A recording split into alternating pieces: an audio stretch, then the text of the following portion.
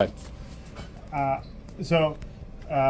the suvorexin, he's already on a pretty low dose. He's getting the 5 milligrams, which, because of his age, sometimes we would start with the 10 milligrams. This is basically the lower end of the doses we would do. There was a question in there as to the timing of it, and I guess I would just ask whoever posed that question what their sort of specific concern was around the timing. We can shift the timing a bit, but this was sort of our initial recommendation from our psychiatry team, Yep. sort of for the timing of the nighttime meds.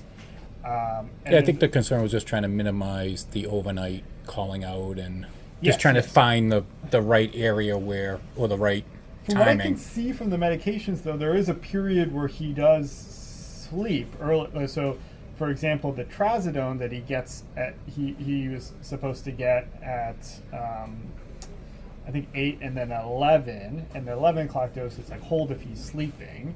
He didn't get it last night. Okay. So, and when I look at why he didn't get it, it was like patient was asleep. So Okay. at least there was a period of time, but then at 2 in the morning he was awake and he Gotcha. was getting an additional sort of dose then. Okay. So, so I wonder if there are sort of periods where he is sort of sleeping. Maybe that is actually closer to when the medication is administered, and then there's a period where he becomes more awake and Yep. ultimately gets more medication. Okay. Moving target. Yeah, it's a moving target. I will sort of I reviewed sort of what the nurse had documented overnight, but I'll chat with the nurse today and see if they have any sense based on sort of those timings. It's hard for me to know because you're sort of reading a little bit between the lines. It's not like I have a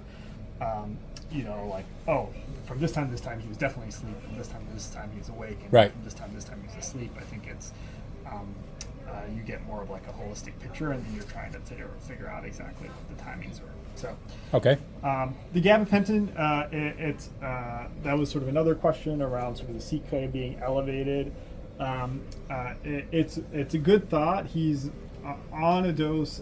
I think in that message it said that he was getting 300 milligrams twice a day. Here he's been getting 300 milligrams a night. With his level of kidney function, I really would not suspect that is sort of a dose that's sort of significant enough to cause that degree of CK elevation. But if it's not helpful for him, I am all for sort of like titrating off and sort of trialing off medications. Okay. It is something that it is an association, so I can't say that definitively it's not causing it. It's just I would have expected it to be at a higher dose. I think I would follow up with whoever posed that and say, hey, that if the thought is that it's not helpful for him, I would say, great, let's sort of come down and sort of try to come up. Okay. So I would sort of follow up with that question.